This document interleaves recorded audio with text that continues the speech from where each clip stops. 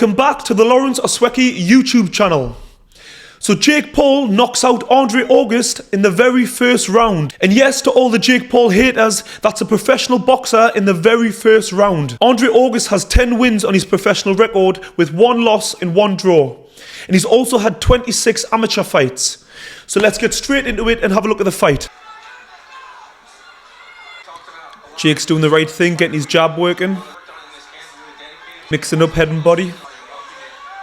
Doing a Klitschko-ism there. Leaning on him when he's in close so he can't get his shots off. Nice body shot there. That was crisp. Sharp jab. He's controlling the distance nicely. Another body shot there. That's money in the bank. Pays off down the line.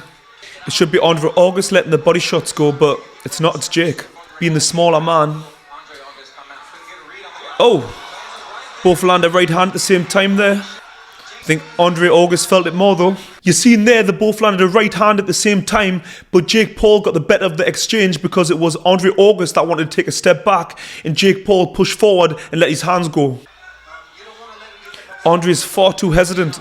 Nice double jab there by Jake, but he does fall in a little bit, leaning over his front foot with a low guard. Better guys will make him pay for that mistake.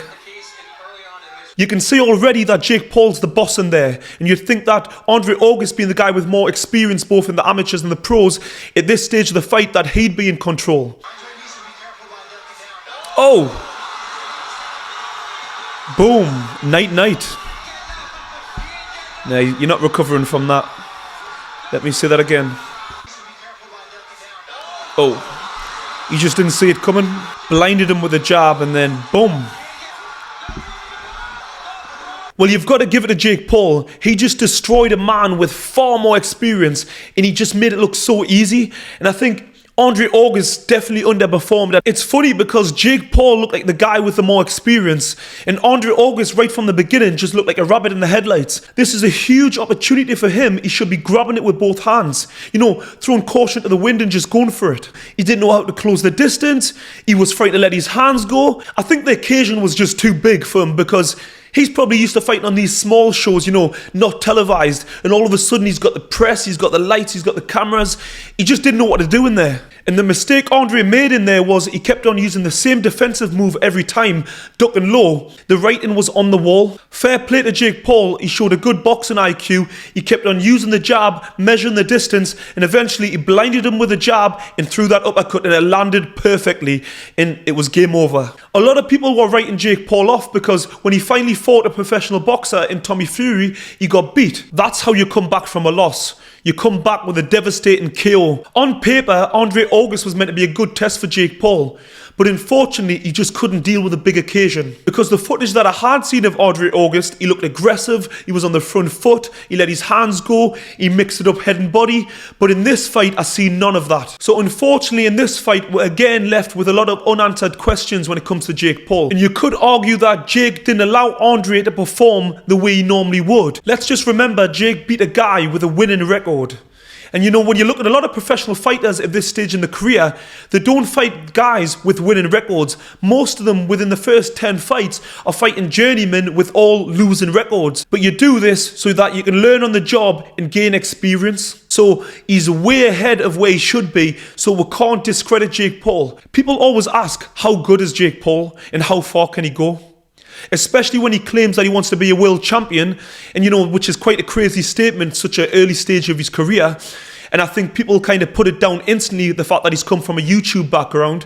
But that's what you do in life. You aim high. I do believe Jake Paul really wants to become a world champion because he's the type of guy who wants to prove people wrong. He could have just fought another big name from the UFC, which would get way more views. But he was willing to sacrifice that to fight an unknown professional fighter in order to gain more experience. And when you look at Jake Paul's record, most of the guys that he's fought have had more experience, whether it's come from the UFC or boxing. Jake's only lost 1 fight to a guy with far more experience in Tommy Fury, having amateur and professional experience. Even if you look at amateur fighters, the majority who've had under 10 fights have probably not won all of them, so it's expected to lose some fights because this is the learning stage. But people put too much pressure on Jake Paul because he makes such bold statements, which is understandable. Despite Jake using his feet well and controlling the distance, getting hit that early in a fight with clean right hands is a problem, so it's something he does need to go away and address. Luckily, Andre didn't throw too many right hands, otherwise it could have been a totally different story. And I think when Andre does watch the fight back, he'll be kicking himself for not letting his hands go. I think Jake Paul's making good progress in his boxing career, because whether the guys he's fighting from the mixed martial art background or boxing, majority of them have still got way more fighting experience. If you look at guys like Nate Diaz, have got decent striking ability. He went 10 rounds with him. Yes, it wasn't a vintage performance for Jake Paul. He probably underperformed, but you have this in early on in your boxing career. Not every time you turn up and perform at your best. Andy Ford, Anderson Silva, a legend in the UFC. Yes, you could say he was an old man, he was past his best, but he was good enough to beat professional fighter Chavez Jr., so you can't discredit that win. The simple fact is, it's too early in his career to really be able to judge how far he can go in the sport of boxing, because there's plenty more tests he needs to have and come through, and even fail, because when you fail, you go back to the gym, you work on your mistakes, and you improve. That's how you grow as a fighter. Can Jake Paul become a world champion? Well, I don't think it's impossible. He's shown he's got the ingredients to be successful in the sport of boxing. He's shown good power, good speed, good timing. As we've seen time and time again, he's found that knockout blow. He's certainly got the desire, because he's chosen boxing. He doesn't need to be getting hit in the face for a living. I'm pretty sure he's got enough money in the bank, so financially, he never needs to lace up a glove again if he doesn't want to. But this is the sport he wants to be involved with. Another key point is he can actually financially afford to dedicate his time to boxing, because a lot of professional fighters, especially early on, aren't making a lot of money, so they're often working another job alongside training. He can dedicate his time 100%. Jake's in the perfect position because financially he can afford to have the very best of all parts of his training. So what's next for Jake Paul? I think the fight we'd all like to see is him versus KSI, because their long rivalry and clear dislike for each other just needs to be settled. And it would just make sense for Jake to avenge his brother Logan Paul's loss to KSI. I understand that timing's everything and that certain things need to align for the fight to happen, but with KSI being back involved with boxing and he's just recently fought, now is the perfect time for the fight to happen. Jake's also said he wants to have an MMA fight. But if he wants to become a world champion in boxing, he needs to completely forget about that. He needs to focus on boxing. Jake's 26. He's not old, but in boxing terms, he's behind. Most boxers go through the amateur route as a junior, then through the seniors, and then turn professional. So he's got a lot of catching up to do. Let me know what you think and who you would like to see Jake Paul fight next. Please like and subscribe, and I'll see you on the next one.